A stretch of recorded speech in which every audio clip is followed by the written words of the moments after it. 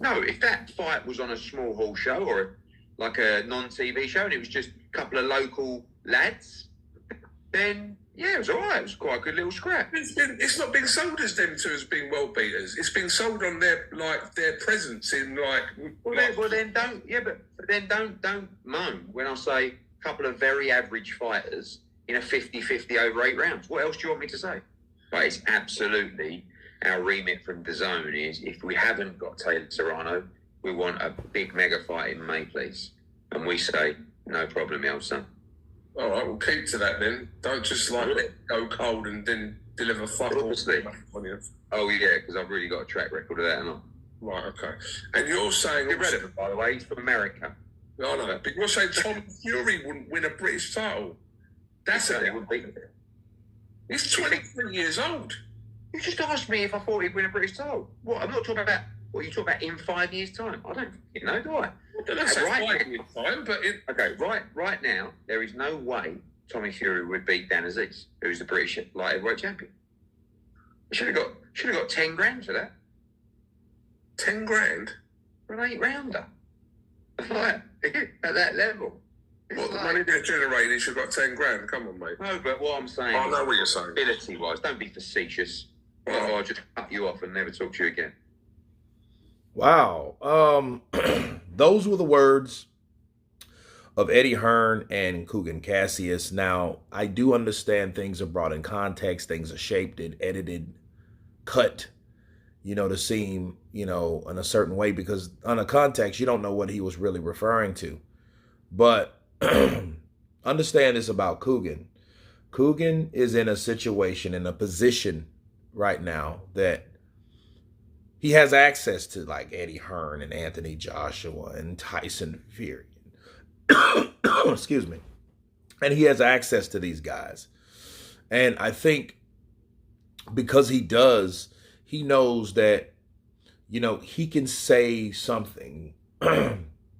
He can go farther than other people probably would, and other journalists or interviewers.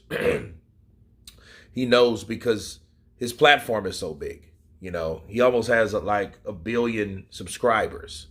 So anybody with that type of subscriber base, they have to be respected, because you have big ones, like Fight Hype, Fight Hub, IFL TV, Seconds Out is a big one, and like you have these and, you haven't seen anybody challenge Eddie Hearn like Kugan just did based on what I heard.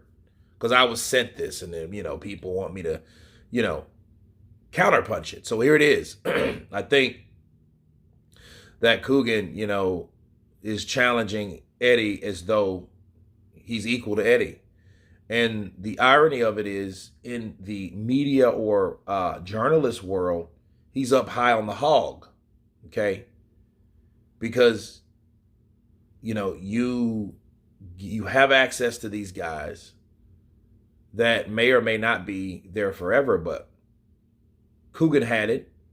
Kugan's got where he's got, and I think that Eddie and them they will talk different versus someone else. See, what you ask yourself is, would that been Michelle Joy Phelps?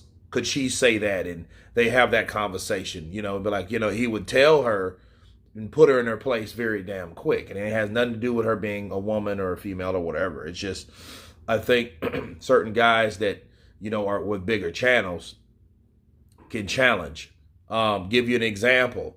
This somewhat reminds me, on a much smaller scale than when True Geordie and Tyson Fury got into it. Well, Tyson Fury's like, I'll never come to his channel again. But, why would True Geordie give a fuck?